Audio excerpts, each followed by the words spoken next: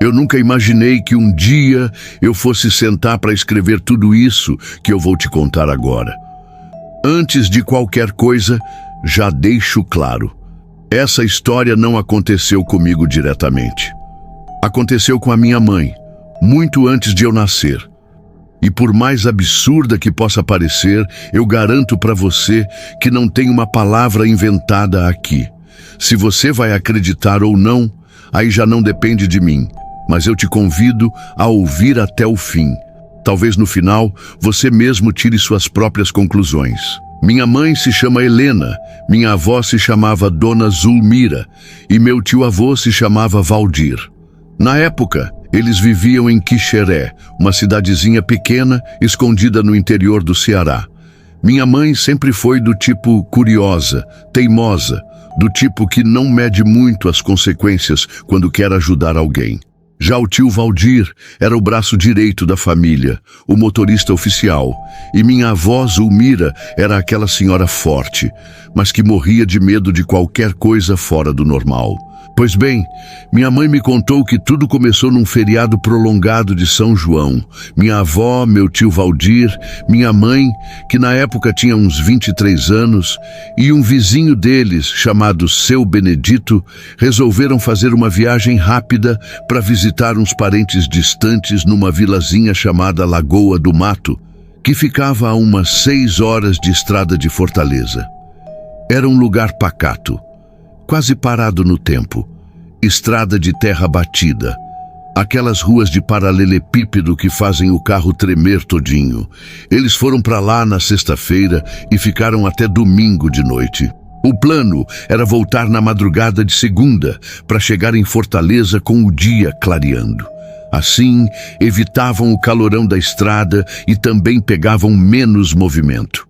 O problema começou quando, no domingo à noite, o tio Valdir tomou um choque elétrico mexendo num abajur velho na casa dos parentes.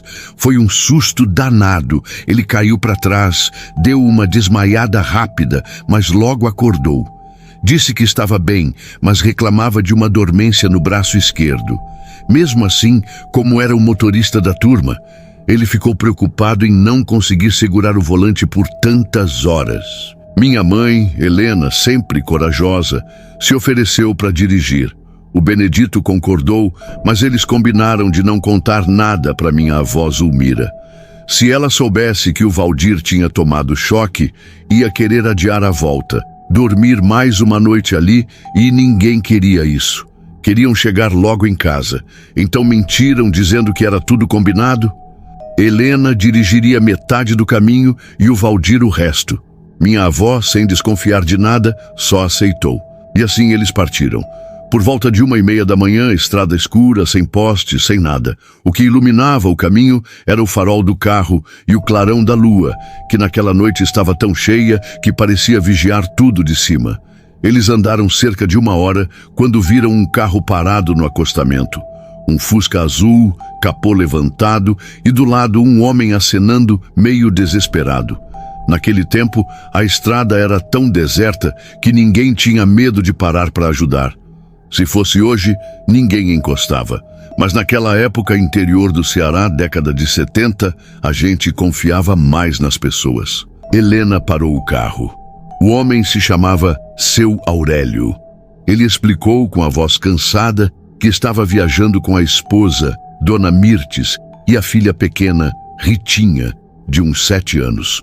O carro tinha ficado sem gasolina e ele precisava só de uns litros para chegar no próximo posto, que ainda estava a uns 15 quilômetros dali.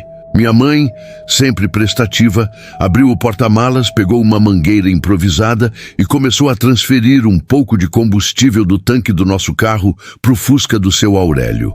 Enquanto isso, Dona Zulmira e Ritinha conversavam sobre qualquer bobagem e Seu Benedito fumava um cigarro encostado na beira da estrada. Parecia tudo normal. Parecia.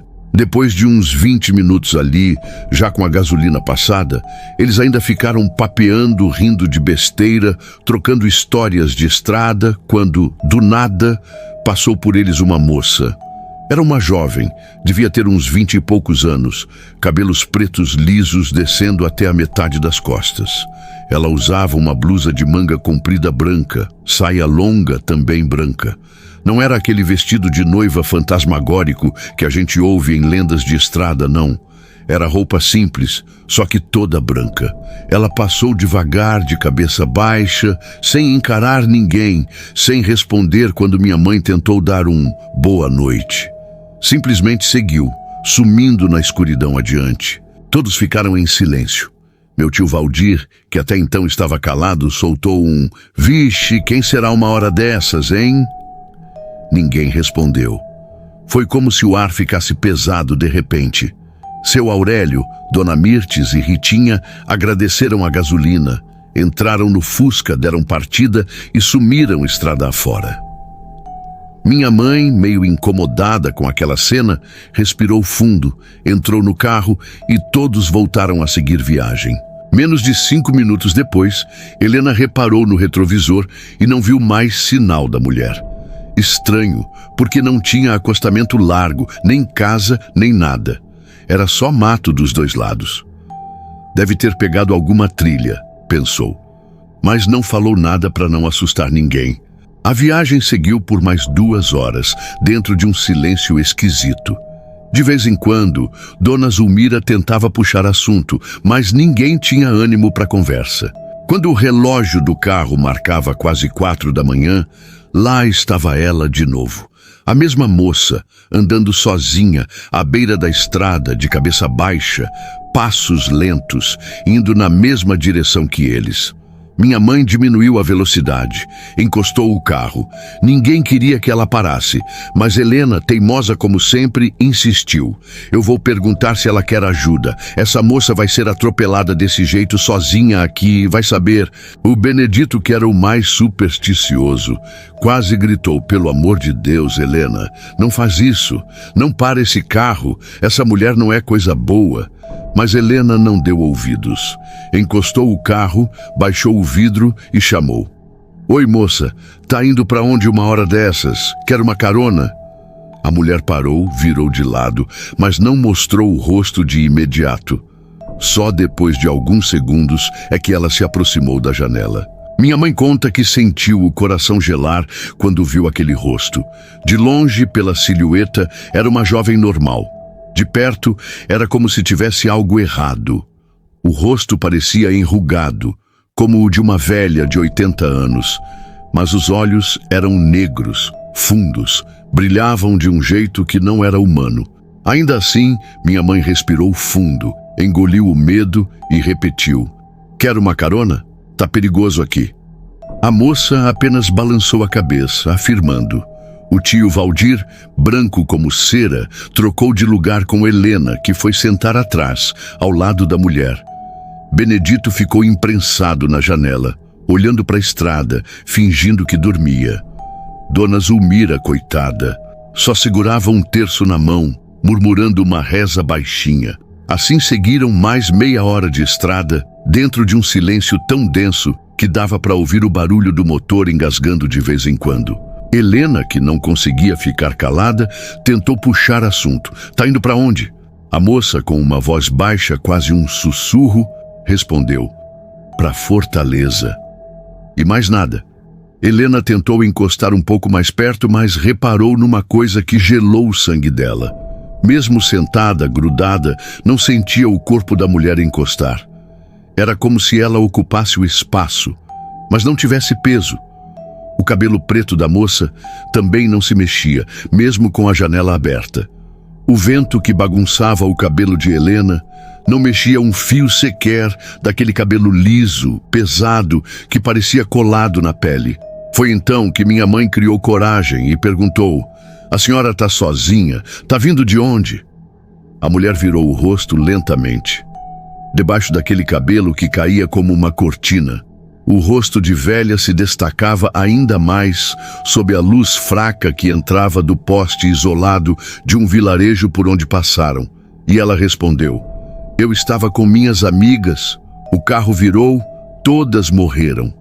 Foi como se uma pedra gelada tivesse caído dentro do carro. Dona Zulmira fechou os olhos. Benedito prendeu a respiração. Valdir engasgou com a saliva. Helena, mesmo tremendo, soltou. E... a senhora morreu também? A mulher virou a cabeça devagar, ergueu um canto da boca num sorriso quase imperceptível e disse: "O que você acha?" Ninguém mais falou nada. O resto da viagem foi um transe. Chegaram em Fortaleza já com o dia começando a clarear, o céu pintado de cinza e rosa. A moça pediu para descer numa rua qualquer, perto de uma pracinha. Helena ainda olhou pela janela, viu a mulher atravessar a rua e sumir numa viela. Assim que ela desapareceu de vista, uma garoa fina começou a cair. Não tinha nuvem de chuva, não tinha sinal de trovoada, mas ali, naquele quarteirão, choveu. Helena, Valdir, Zulmira e Benedito ficaram parados dentro do carro, olhando um para o outro sem dizer nada. Foi só depois que perceberam onde tinham deixado a mulher. A viela dava direto nos fundos do cemitério São Judas Tadeu, um dos mais antigos da cidade. Na hora que perceberam isso, ninguém mais teve coragem de abrir a boca. Valdir ligou o carro, Helena abraçou a avó, Benedito apagou o cigarro no chão do carro mesmo, sem se dar conta. Foram cada um para sua casa, carregando aquele silêncio dentro da cabeça por semanas. Minha mãe demorou anos para ter coragem de me contar isso. Só contou porque eu insisti muito desde criança, ouvindo rumores pela família. Todo mundo sabia, mas ninguém gostava de falar. Hoje eu conto porque acho essa história fascinante. Não tenho medo, não tenho vergonha de dizer que eu acredito sim. Eu acredito que nem tudo se explica. Tem coisa que a gente só vive uma vez e carrega para sempre. Então, se um dia você estiver dirigindo numa estrada escura, no meio do nada, e ver uma mulher sozinha, de branco, cabelo liso, andando na beira da pista, pense bem antes de parar, porque tem carona que a gente dá e que a gente nunca mais esquece. E assim termina mais um relato sombrio que atravessa gerações como um segredo sussurrado no corredor da madrugada. Enquanto alguns escolhem duvidar, outros sentem a pele arrepiar só de imaginar quantas almas ainda caminham por estradas vazias, pedindo uma carona para lugar nenhum. Reflita, quantas vezes você já passou por alguém na beira da estrada de madrugada e pensou em parar? Será que era só alguém precisando de ajuda? Ou algo que vaga entre este mundo e o outro? Histórias assim nos lembram que o inexplicável caminha lado a lado com o banal, e basta um segundo de coragem ou imprudência para abrir portas que jamais deveriam ser abertas. Se você tem uma história tão estranha quanto essa, mande pra gente pelo e-mail que está na descrição. Quem sabe o próximo mistério contado aqui seja o seu.